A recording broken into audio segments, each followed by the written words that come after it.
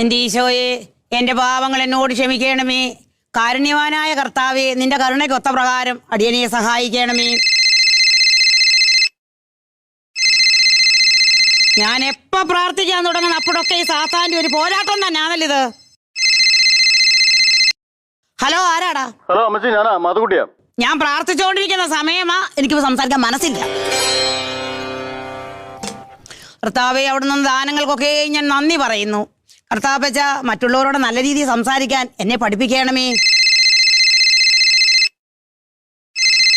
ഈശോതമ്പുരാനെ, ഈ ഫോൺ ഞാൻ തല്ലിപ്പൊട്ടിച്ച് ദൂരെ കളയും. ഹലോ അമ്മച്ചി, പ്രാർത്ഥന കഴിഞ്ഞോ? എറണം കെട്ട കാല് പറഞ്ഞ പിശാചിന്റെ സന്തതി, നിന്നോട് ഞാൻ പല പ്രാവശ്യം പറഞ്ഞിട്ടുള്ളതാ. അമ്മച്ചി പ്രാർത്ഥിച്ചുകൊണ്ടിരിക്കുന്ന സമയമായി തന്നെ ഫോൺ വിളിക്കരുതെന്ന്.